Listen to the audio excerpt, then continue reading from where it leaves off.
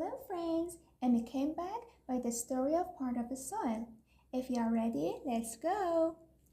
Soil is a complex mixture of organic and inorganic materials that forms the outermost layer of the earth crust. It serves as a vital medium for plant growth, a habitat for various organisms, and plays crucial roles in nutrient cycling, water filtration, and carbon sequestration. Soil composition varies depending on factors such as climate, topography, parent material, vegetation, and human activities.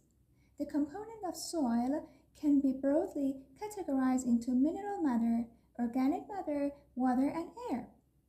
Now, let's see what are the parts of the soil. The first part is humus or organic part. In classical soil science, humus is the dark organic matter in soil that is formed by the decomposition of plant and animal matter. It is rich in nutrients and retains moisture in the soil.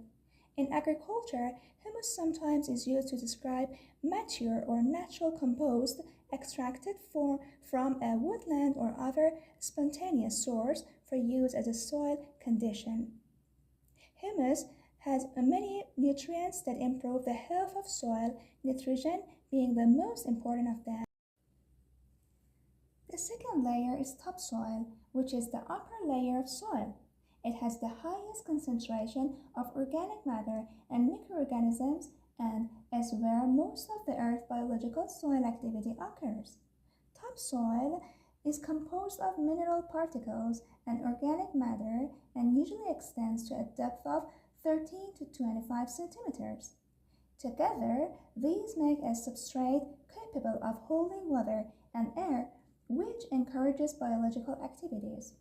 There are generally a high concentration of roots in topsoil since this is where plants obtain most of their vital nutrition.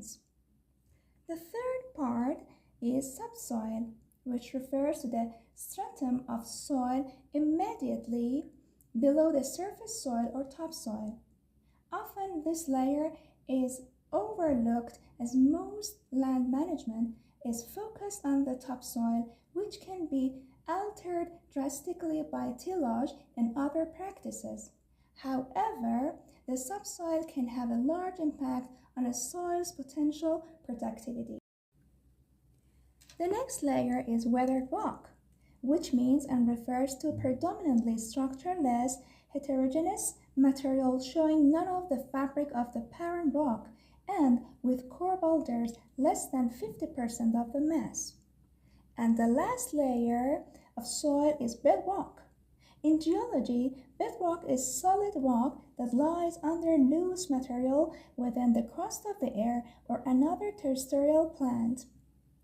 It underlies looser surface material, the various kinds of broken and weathered rock materials such as soil and subsoil that may overlie the bedrock are known as regolith.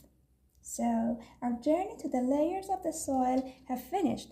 If you enjoy, please give me energy as ever by like and subscribe. Have a good time and see you on next journey.